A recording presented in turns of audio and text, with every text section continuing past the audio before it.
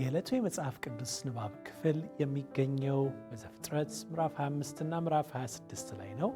የምናሰላስልበት ጥቅስ ደግሞ አሁን እግዚአብሔር ሰፊ ቦታ ሰጥቶናል፣ እኛም በምድር ላይ እንበዛለን ሲል ረሆቦት ብሎ ጠራው የሚለውን ይሆናል። ዘፍጥረት 26-22 ይህን የተናገረው ይስሐቅ በረሃብ ምክንያት ተሰዶ በሄደበት በፍልስጤማውያን ምድር ዘሩ እንደበዛ እግዚአብሔር እጆቹን ሥራ ባርኮለት 100 እጥፍ እንዳመረተ እናያለን።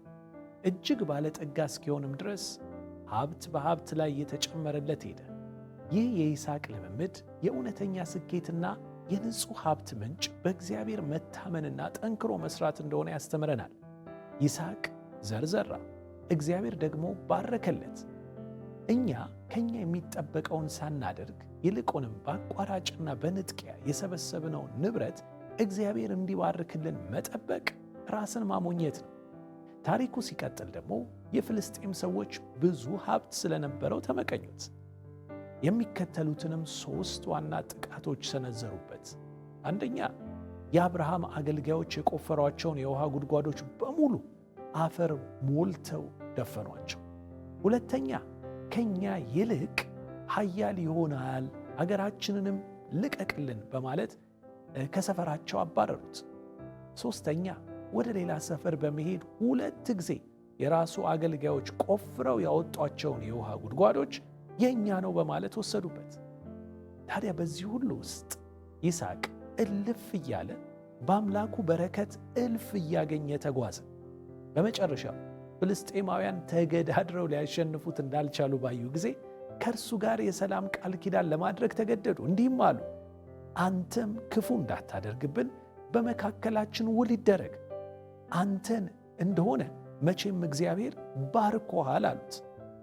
ይህ የይስሐቅ ልምምድ በውስጡ ከያዛቸው ብዙ ትምህርቶች የሚከተሉትን ልብ እንበል። አንደኛ፣ ትክክለኛ የሀብት ምንጭ በእግዚአብሔር ተማምኖ ጠንክሮ መስራት እንጂ የሌላውን የድካም ፍሬ መንጠቅ አይደለም።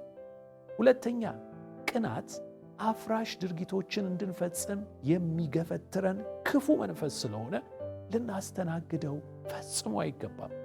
ሦስተኛ፣ ሌሎች በቅናት ተነስተው ብዙ ክፉ ነገር ሲያደርጉብን ከእነርሱ ጋር ከመፋለም ወይም ተስፋ ከመቁረጥ ይልቅ እግዚአብሔርን በመታመን ወደፊት መገስገስ ጠቃሚ ምርጫ እንደሆነ ልናስተውል ያስፈልገናል። እንደዚሁም በአራተኛ ደረጃ ይቅርታ ወይም ይቅር ማለት ወደ በለጠ ክብር የሚያወጣጣን መሰላል እንደሆነ ከዚህ እንረዳለን። ይስሐቅ ብዙ በደል ከፈጸሙበት ከፍልስጤማውያን ጋር የሰላም ስምምነቱን ካደረገና ጠላቶቹን ድግስ ደግሶ አብልቶና አጠጥቶ ከሸኛቸው በኋላ ይላል፣ በዚያኑ ዕለት የይስሐቅ አገልጋዮች መጥተው ስለቆፈሩት የውሃ ጉድጓድ ነገሩት። ውሃ እኮ አገኘን አሉት ይላል።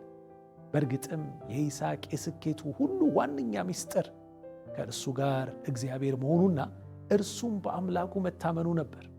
እንግዲያውስ እኛም እንዲህ ብለን እንጸልይ።